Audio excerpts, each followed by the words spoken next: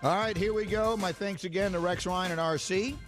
I am Greeny. We are presented by Progressive Insurance. Our guests appear on the Goodyear Hotline. We have a million things to get to today. I'll give you my top 5 takes coming out of yesterday in just 30 seconds, and then we'll hear from the assembled members of the hashtag crew on theirs. But I will spend those 30 seconds telling you that a better breakfast starts with a better biscuit.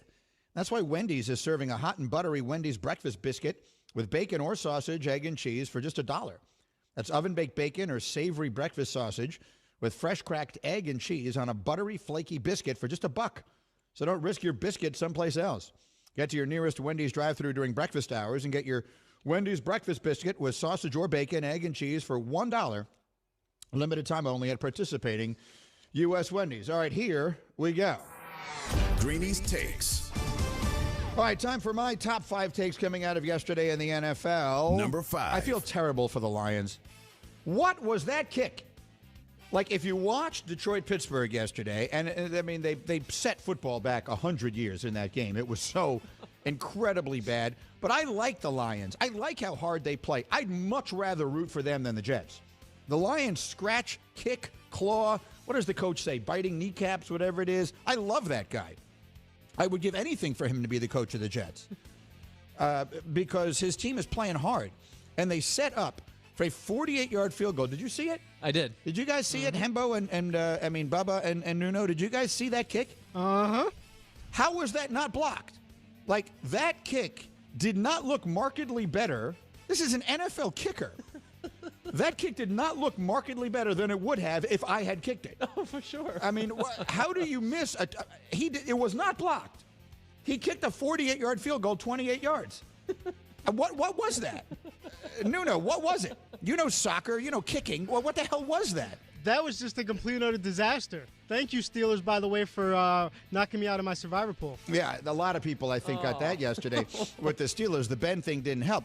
But look, it was a terrible football game. And by the way, once again, we had players on both teams who said they did not know the game could end in a tie. Now, how is this possible? Like, I don't understand. How do you play professional football and not know that? Like, games end in ties sometimes. Like, we have one almost every year. Yeah, that's right.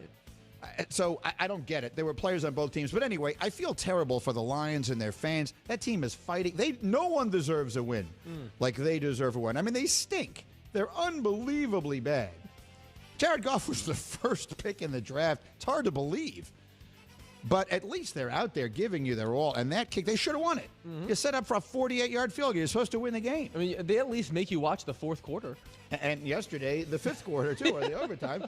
And I mean, he literally, if you haven't seen it, you got to go find that somewhere on social media. That might be the worst kick I've ever seen. Even the broadcasters are like, that had to get tipped, right? And Right. then you see it clear the line of scrimmage without any. It was not blocked. No, it just kept. Yeah. It was just terrible. So I feel terrible for them. Number 4. Mac Jones is better than Tom Brady was in 2001, and it's not even close. Let's be clear. Tom Brady, who was in his second year in New England, then he didn't play as a rookie hardly at all, came in and became the starter for New England week 3 of the 2001 season and wound up winning the Super Bowl that year. And it's an incredible story and everything else. And we all know what Brady has gone on to become, which is the greatest player in the history of the sport. And no one is forecasting that for Mac Jones, least of all me. But if you remember that team, that was a good team that got hot. Their defense was unbelievable. They got a few breaks and they won a championship. Tom Brady that year threw 18 touchdowns, 12 picks, and passed for 2,800 yards. Mac Jones owns that offense. Mac Jones, as the season has gone on, he's phenomenal.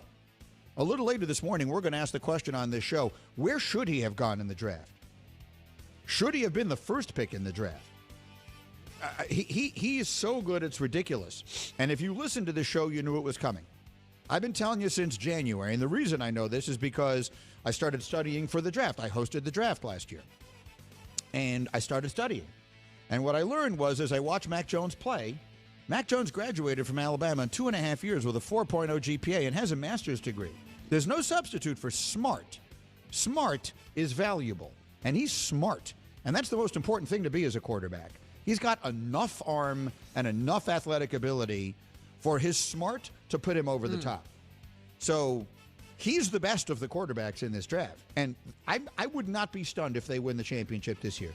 I would not be stunned at all. This year? Yes. No rookie quarterback has ever done it. Would you be stunned?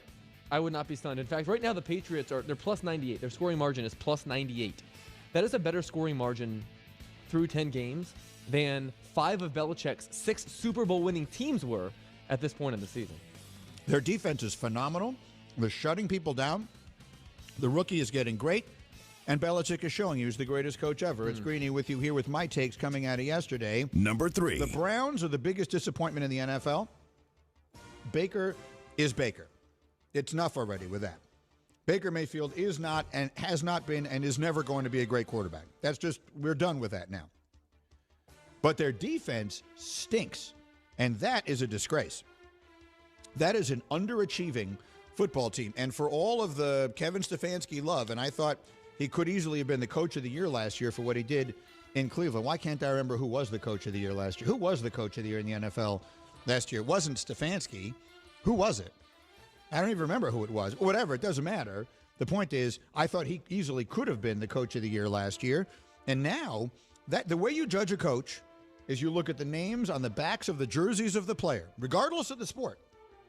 And you say, is that team better than, worse than, or equal to the talent that it has? Well, this team is way worse. Way worse. I know they've had injuries. Every team has injuries. It's the NFL. They have just been terrible. Who won Coach of the Year last year? He did. Kevin Stefanski. Oh, he did. Win. Okay, well, good. He deserved to. This year he does not. No.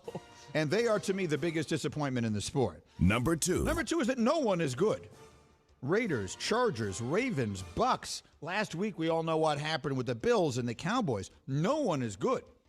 Hembo is going to have some numbers for this a little bit later that we will do.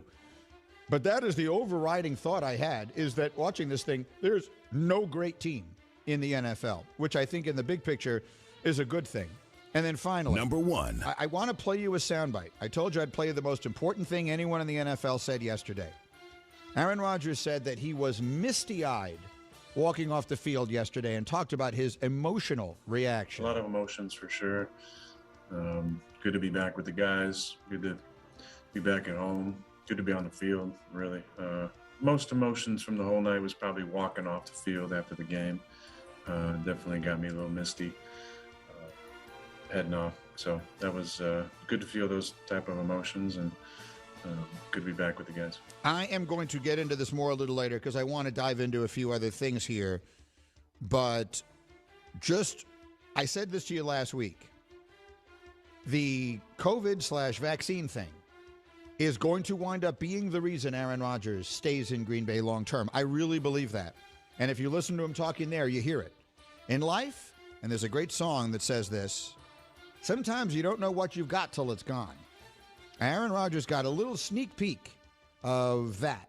He got a little glimpse of his Green Bay mortality. And I'm telling you, I believe as a result of all the stuff that happened, and if they play their cards right, which I believe they will, he is going to wind up staying in Green Bay after this season. Those are my takes, and that brings us to the hashtag crew. We'll do What's on Your Mind, brought to you by My Computer Career, training for a better life. The assembled members of the hashtag crew are all here with their hot takes. Bubba, we'll start with you. Let's see what Bubba's wearing today, because Bubba, remember, he stopped wearing the Prescott jersey after the winning streak came to an end. Let us see what Bubs has on today. What are we wearing here? Can we get a shot? Oh, he's got a Micah Parsons jersey. I like it. That is terrific. All right, Bubba, you got a hot take here. What is your take coming off of yesterday? Yeah, got a new jersey ready to get going here. So we got Dak on Fridays, Parsons on Monday. And, yeah, what a bounce-back game that was. Everyone was concerned, are the Cowboys bad? They got the blueprint. No blueprint. No blueprint. We're back. Just an off game. We're back. Dak was back. Great game from Dan Quinn. We're back in business here. Big game coming against the Chiefs coming up this weekend. We'll win that. We'll beat the Raiders. Get a new streak going here. I'm with you. I think the Cowboys are the best team in the NFL. We just did this whole nobody is good thing. If you're looking at the most complete teams, like coming out of yesterday, were they better on offense or defense? The answer is yes. This is a team that is complete. Let me see what the Rams are with Odell. Losing Woods is a big deal. The Rams and the Cowboys, to me, right now, and you never discount Brady or Rodgers. It's jam-packed up there, but if I had to pick the one I think is the best team, I think I would say it's the Cowboys. And real quick, guess the early line for Dallas at Kansas City next Sunday. It's a good question. Have you seen it, Bubs? No. Neither have I. The game's at Kansas City. Kansas City, yes. That's it. I'm going to guess the Chiefs are a 2.5-point favorite. The Chiefs are a 2-point favorite. Okay, yeah. Wow, Vegas thinks the Cowboys are a slightly better team. I do than the too. Chiefs. Wow. I think that the Cowboys are better. I'm going to say it right now. Bub, I hate to do this to you. Hashtag KOD. The kiss of death. Dallas is going to win that game. They're going to go in there and win that game straight up. What's the money line on that game? I'll take the Cowboys with the money line right now. Dallas is going to win that game. Don't bother looking it up. We don't have time for it now. Okay. Hembo, give me a quick take. Greeny, the Eagles have found a formula that worked. The Eagles over the last 3 weeks had the best offense in the NFL. They're averaging 210 yards rushing per game without Miles Sanders. They got the easiest remaining schedule in the NFC. I think the Eagles could be live here the second half of the season. What does live mean? They could be they could be a potential playoff team. That's what I mean by live. Are you predicting your Philadelphia Eagles will make the playoffs this year? Philadelphia Eagles are going to make the playoffs this season. They're going to be favored in 5 or 6 games in a row between weeks 12 and week 17. They have a real shot to do it. Okay, fair enough. And then that brings us to Nuno, last up here. His Giants didn't play yesterday, but we were just talking during the break. Nuno, what is your number one take today?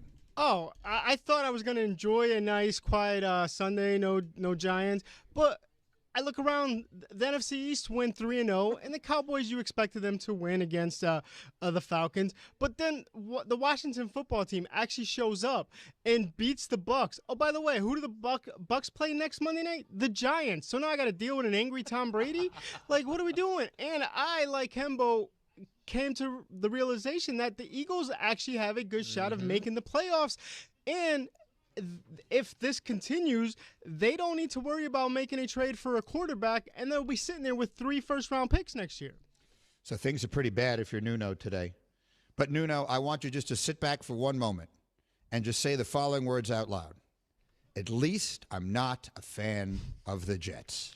Yeah, how's that Robert Saleh thing working out for all you guys who enjoyed telling Giant fans that they had the better coach and how great things were going to be? I don't think anyone has a worse coach. I mean, I don't even know what to say. Like, the biggest winner of the entire Jet season is Adam Gase, because it turns out Sam Darnold does stink, and the Jets have gotten much worse without Gase. The Jets have 2 wins, but they're the worst team in the NFL. Their point total is the worst, right? They're the worst scoring margin of any team in the NFL. They've played 9 games. They have been thoroughly non-competitive in 5 of them. Thoroughly. And that's actually giving them credit for being competitive in London against Atlanta, which I would argue they weren't really. But both New England games, yesterday, the Indianapolis game, and the Denver game, 5 of their 9 games, that's more than half their games, it would have been just as competitive if they had not taken the field. And Rex said it because I said it on TV this morning. I'm embarrassed because they don't seem to be. I've never seen a collection of people who have more to be ashamed of seem less upset about it. Robert Saleh seems have no inkling of how terrible his football team is. It's not good enough. It's not good enough? It's the worst thing I've ever seen. They're not playing. They're not trying. They play with no heart, no life. The end of an era yesterday that should never have been. I've been saying it for 3 weeks. Anything is possible. About Mike White. Mike White. Come on. You drafted Zach Wilson to be the future of the franchise, and you put nothing around him that gives him any chance to succeed. And then the second things start going sideways, you bail on him publicly? The Jets have no idea what they're doing, and they are way less than the sum of their parts. The general manager has done a terrible job. Terrible. Joe Douglas has done a terrible job. Robert Saleh has done a terrible job. The coordinators, I don't think they have any idea what they're doing, and every single person is in over his head. Every single person running it. So at the end of the day, the only people to blame for this are Johnson & Johnson, the owners. Quite literally and figuratively. Woody and Chris, because they are the ones who put this thing together. They have put a collection of people together who have no idea what they're doing and said, go figure this out, guys. And this is the result. And the fan base should be disgusted because they don't seem to be. They play with less heart. Did you watch Detroit play yesterday? The Lions are scratching and clawing and kicking and calling timeouts and overtime and all of this stuff. when they had almost no chance to win. But you know what? They're trying. The Jets look like they're trying. Have they given up 1,000 yards rushing in the last 2 weeks? It certainly feels like it. And again, they've allowed 175 points in their last 4 games. That's almost unprecedented. It's only happened once before since the merger, and that's 50 years. So it's the most embarrassing, terrible thing I can ever remember. The team is completely overmatched and have completely quit. And if the coach doesn't recognize that, then this thing is going to get worse long before it gets better. And so now they're going to bring their rookie quarterback in and say, oh, get out there, Zach. Go be our savior. So what they are is a collection of terrible ideas being led by people who have no idea what they're doing. They're underachieving, even for what little they have. And they look like they don't care. Outside of that, it's going great. So that's where you are. So Nuno, it could be much, much, much worse. You know what the Giants do? The Giants make a lot of mistakes. They commit stupid penalties. The Giants look like they play hard. You know what? Joe Judge, all his nonsense and all that, and I make fun of him all the time. The Giants play hard. They're not very good, but they play hard. They're out there, and because they reflect the personality of the coach. So I got more to say about this, but we'll take a quick break here. We'll come back and do more of this as we go. Coming up next, proof that the only thing we know for sure in the NFL is that no one is actually good. Some numbers that'll actually stun you, and we'll have plenty of time for your phone calls a little later this morning as well. Your hot takes is a tradition on a Monday. But right now, a quick word again from Wendy's.